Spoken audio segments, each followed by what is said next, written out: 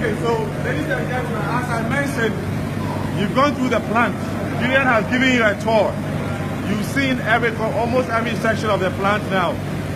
But I can understand it might be a bit overwhelming to get a better understanding of the flow of works. As I mentioned, we'll show you a 6-minute video that will walk you through the whole process again, so you can better understand the whole system.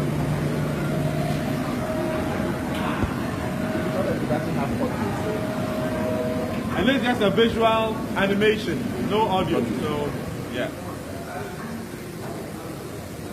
But Julian can provide some audio. Audio. Nice one. So that after we got yeah.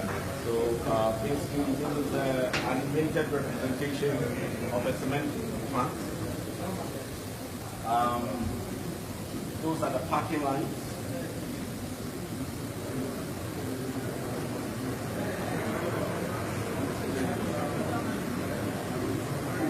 So the assumption is a truck comes in and the truck is empty, of course, having gone through the entryway bridge, heating, sticking and stuff like that. This is the warehouse. Please come by.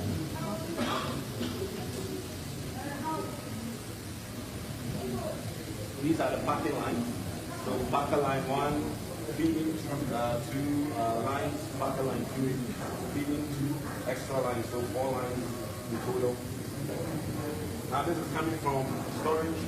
So that's the storage, the silo storage outside. It then moves into a bucket elevator that picks the cement up all the way. It pumps it down or dumps the bucket of cement. You see, I told you about the head. So it pumps or drops the cement onto the vibrating spring, which shakes, cleans it, shakes. And only the fine ones go, the ones that cannot be discharged through the channel. Then it moves on to another silo. This is the production silo.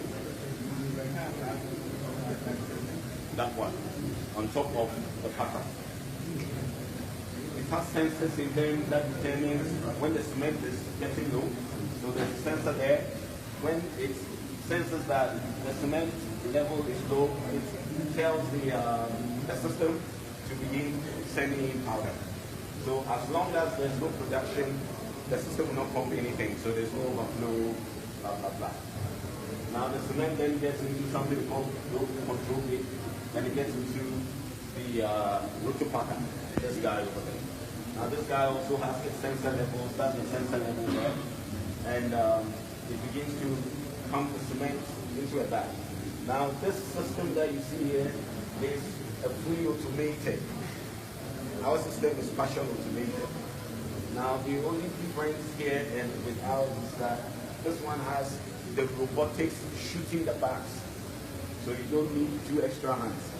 We want to create jobs, remember?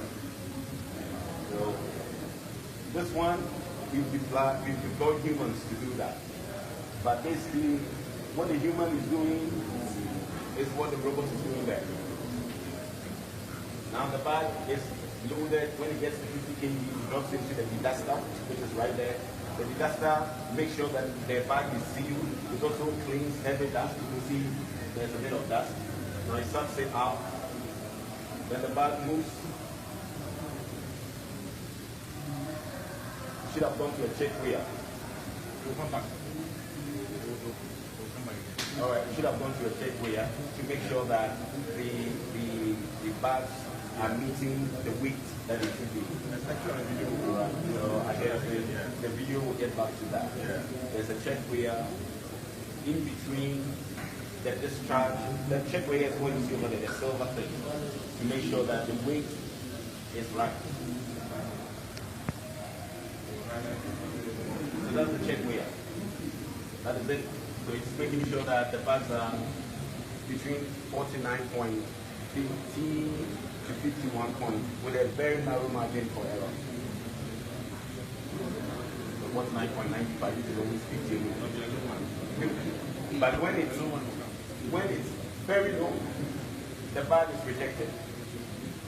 So the system tells that, man, this one doesn't meet the standard. So it gets broken and it gets back, it gets shredded.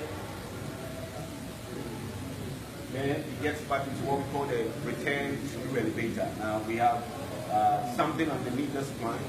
Any dust that is collected, any spillage that happens, any bag that is broken, gets back into production.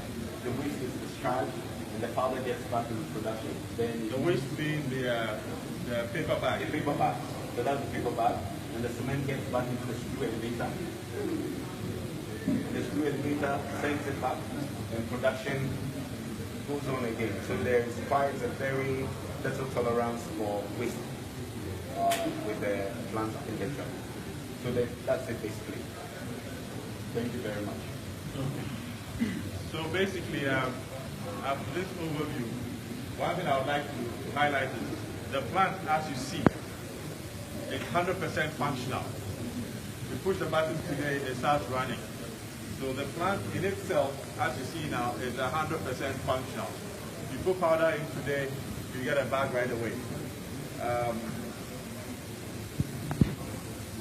Are there any questions that anyone might have at this point? We actually, good question. We actually have recently received a permit from the government to import cement powder to test run the system.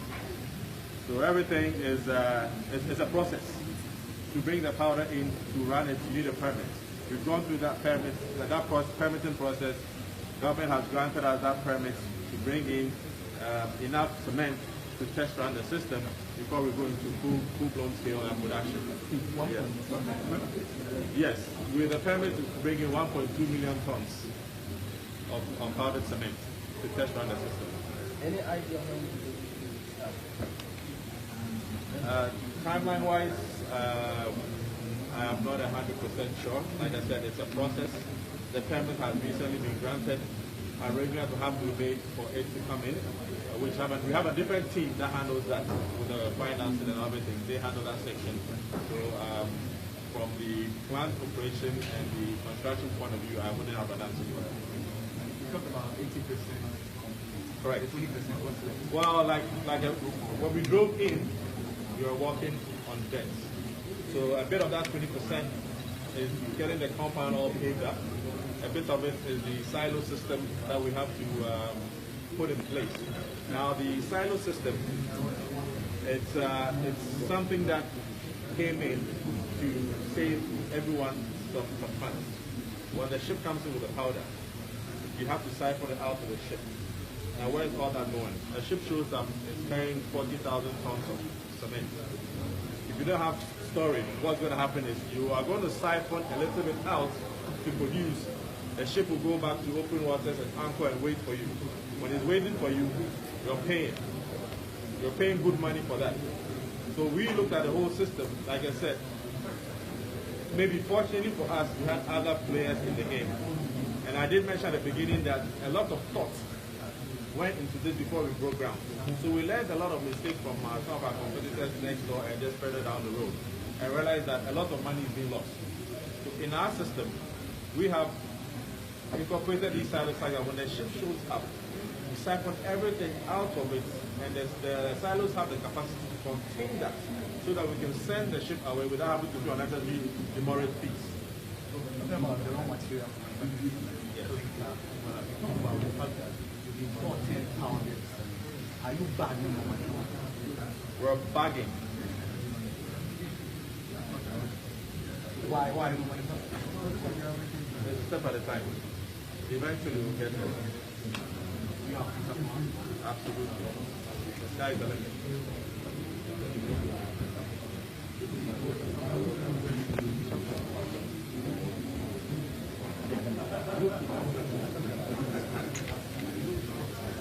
Well, in terms of job creation,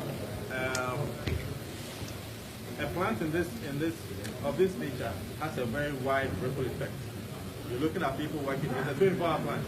You have people working 24 hours a day, multiple shifts. It's not just the workers. You have people who are going to cook for the workers alongside with the multiple shifts. You have the truck drivers who are going to distribute. You have tons of retail shops. So in effect, the job employment that come out of one single plant is in the thousands. 5,000, 10,000, it's huge across country. It doesn't just stay in Tema.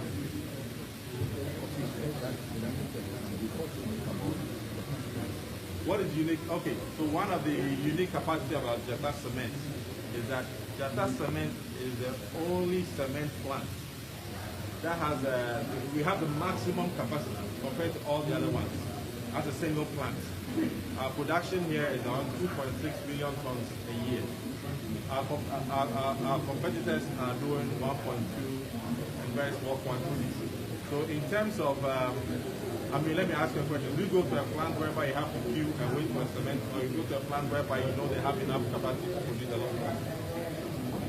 Right? Yeah. Okay.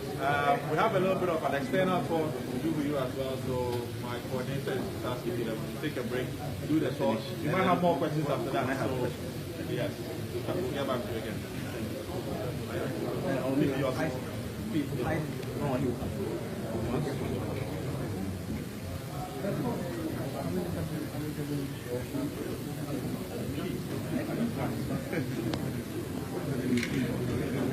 Okay, guys, let's go down this way. Please. Sorry.